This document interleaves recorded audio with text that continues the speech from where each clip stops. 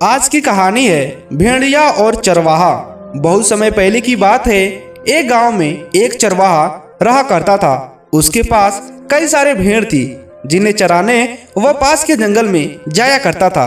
हर रोज सुबह वह भेड़ों को जंगल में ले जाता और शाम तक वापस घर लौट आता।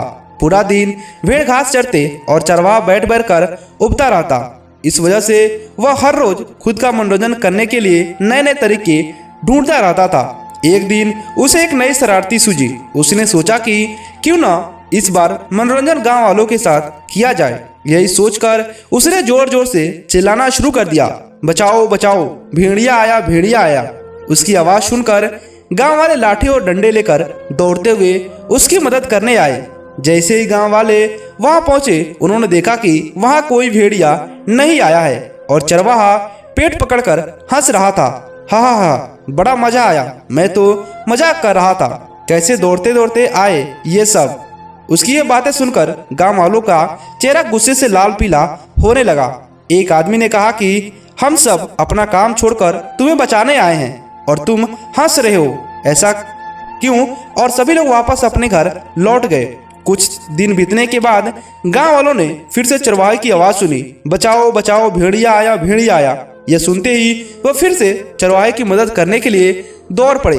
दौड़ते आवाज की तरफ गांव वाले वहां पहुंचे तो क्या देखते हैं? वो देखते हैं कि चरवाहा अपने भेड़ों के साथ आराम से खड़ा है और गांव वालों की तरफ देखकर जोर जोर से हंस रहा है। इस बार गांव वालों को और गुस्सा आया। उन सभी ने चरवाहों को खूब खड़ी खुटी सुनाई, लेकिन चरवाहे को अक्ल न थी। उसने फिर 2-3 बार ऐसा ही किया और मजाक में चिल्लाते हुए गांव वालों को इकट्ठा कर लिया। अब गांव वालों ने चरवाहे की बात पर भरोसा करना बंद कर दिया। एक दिन गांव वाले अपने खेतों में काम कर रहे थे और उन्हें फिर से चरवाहे के चिल्लाने की आवाज आई, बचाओ बचाओ, भेड़िया आया, भेड़िया आया। लेकिन इस बार किसी ने उसकी बात पर गौर नहीं किया। सभी आपस में कहने लगे कि इसका तो काम ही है दिन भर यूं मजाक करना। चरवाहा लगातार चिल्ला रहा था, अरे कोई आओ, मेरी मदद करो, इस भेड़ियों को भगाओ। लेकिन इस बार कोई भी उसका मदद करने नहीं पहुंचा।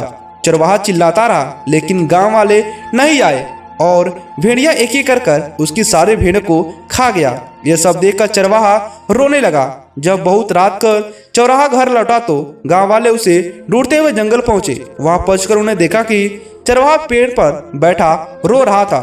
गांव वालों ने किसी तरह चरवाहे को पेड़ से उतारा। उस दिन चरवाहे की जान बच गई, लेकिन उसकी प्यारी भेड़ें शिकारी और भेड़िए के ऊपर चली गई। चरवाहा को अपनी गलती पर एहसास हो गया था और उसने गांव वालों से माफी मांगी।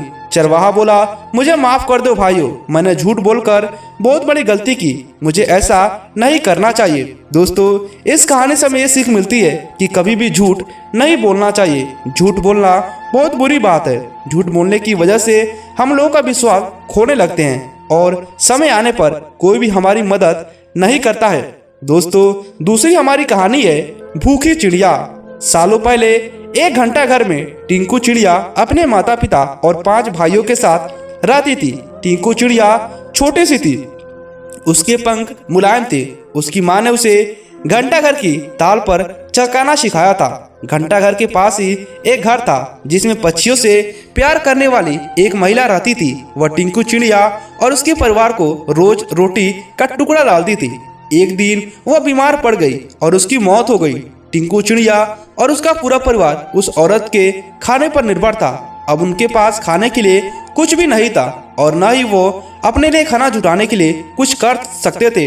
एक दिन भूख से बेहाल होने पर टिंकू चिड़िया के पिता ने कीड़ों का शिकार करने का फैसला किया। काफी मेहनत करने के बाद उन्हें 3 कीड़े मिले जो परिवार के लिए काफी नहीं थे। वे 8 लोग थे।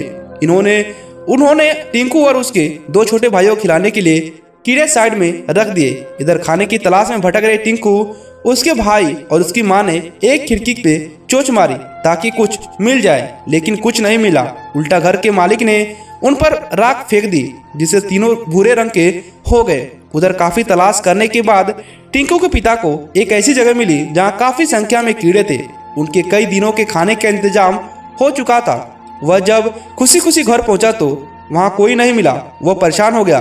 तभी टिंकू चिड़िया उसका भाई और माँ वापस लौटे तो उन्हें पिता उन्हें नहीं पहचान पाए और गुस्से से उन सबको भगा दिया। टिंकू ने पिता को समझाने की काफी कोशिश की।